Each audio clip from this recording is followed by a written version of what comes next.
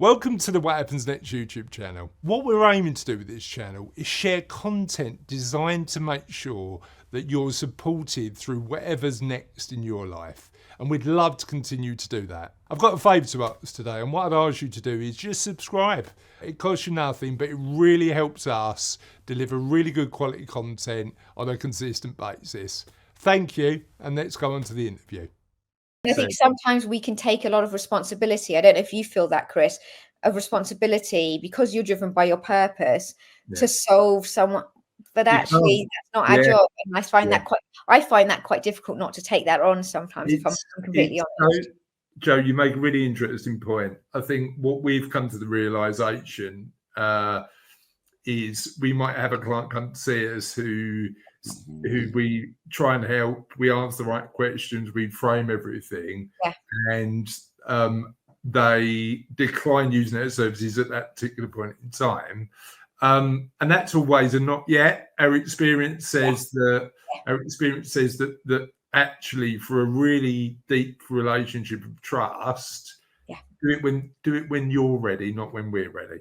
You know, like I'm relaxed about that because I think, as you say, trying to push somebody to do something they're not prepared to do because psychologically and along the journey they're not ready is counterproductive. So helping people when they're ready is the important bit. But if somebody came to you and said, right, I'm ready to flourish and I don't know where to start, where would you recommend they take that first step?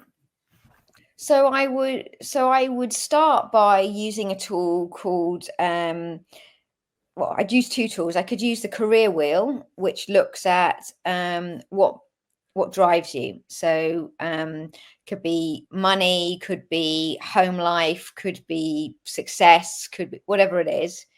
But I'd also use the career lifeline, which goes back to put your positive and your negative work experience down. Right. And then you start to correlate what made it positive and negative. And so you start to look for patterns. So for me, I'm a bit of a data geek. I kind of like to see data because I think you can have a conversation, right? We can have a conversation today about how you flourish, how I flourish. But for me, sometimes seeing things in black and white, I'm a really visual person, enables you to help someone faster.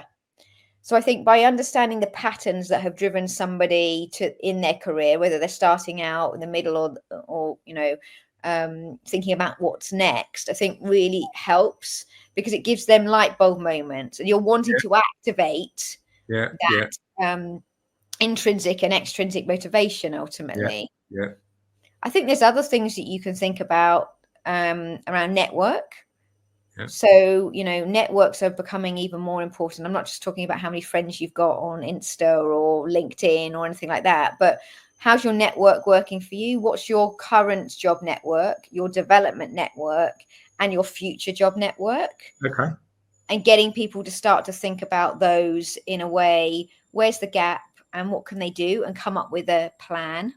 How was that for you when you made that transition? I'd imagine the network that you had in your corporate role had to slightly change when you moved into the world of entrepreneurship and business ownership.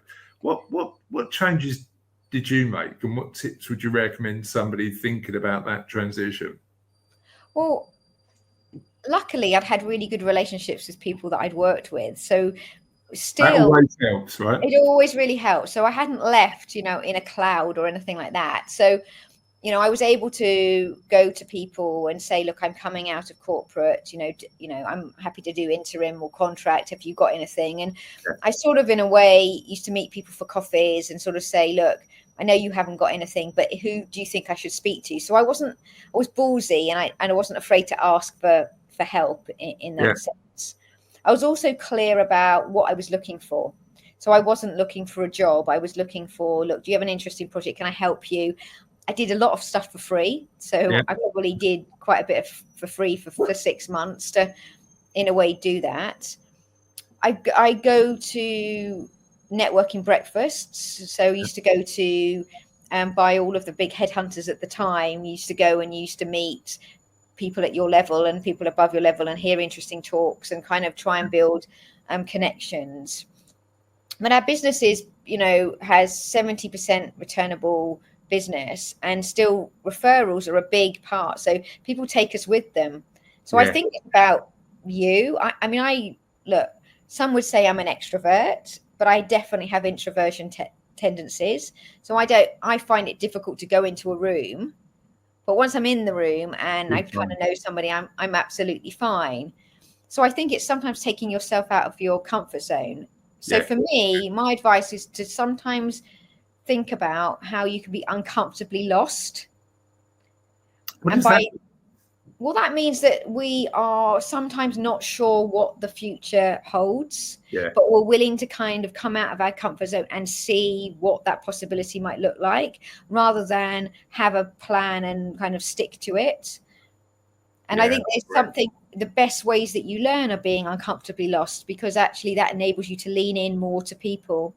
And network is not just, as I said, it's you will have networks within your business. You'll have networks in your development. So conferences, talks, things like, coming, listening to podcasts, listening to things, seeing us talking, all builds a network, right? If you're interested, you kind of contact the people, right? But also thinking about what you want networking to do for you. And being really clear about that, so that if you do contact people on LinkedIn, I will always reply. Even if someone's trying to sell me something, I'll go, look, it's not for me. But if someone asks me, would you mentor me, or would you, talk to me about something, I'm like, well, why wouldn't I? Because actually, you never know what you can get out of a conversation. And for me, our name, Let's Talk Talent, is all about talking. So I think you have to try some stuff and see what works for you, rather than there being like a one size fits all.